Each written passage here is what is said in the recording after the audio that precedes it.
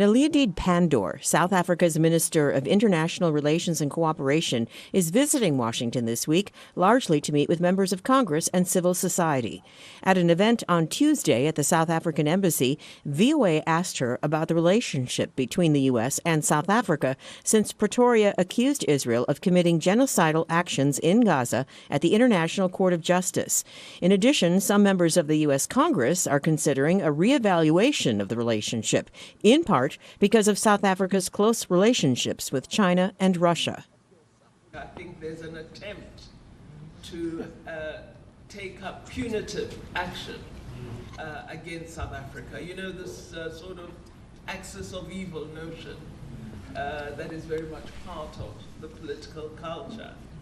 In March, South Africa requested additional measures from the UN's International Court of Justice, accusing Israel of weaponizing starvation by preventing humanitarian aid from reaching Gaza since the war began in October.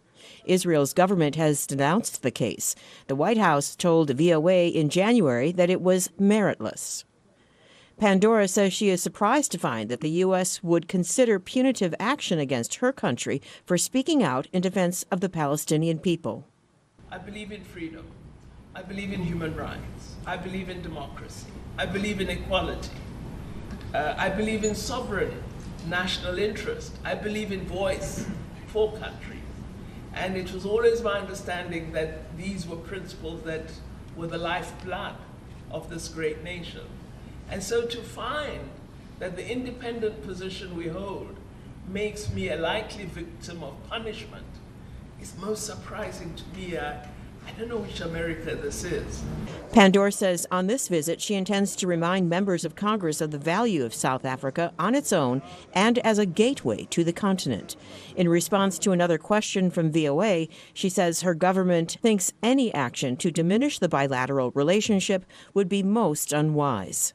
And I believe that the relationship between the United States and South Africa can help to promote peace and democracy on the African continent, and also to support the agenda of development in Africa. Because I can't imagine how initiatives directed at greater trade and development would become operational if institutional capacity of South Africa is not utilized.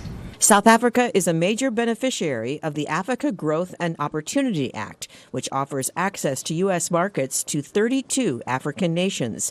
Pandor, a veteran member of the ruling African National Congress Party, stresses that Pretoria's problem is not with the White House. She told VOA she was not seeking meetings with either President Joe Biden or Secretary of State Anthony Blinken during her visit. When asked by VOA whether the high-stakes diplomatic pushback has been worth it, Pandor says she drew on lessons from South Africa's history. Carol Van Dam for VOA News, Washington.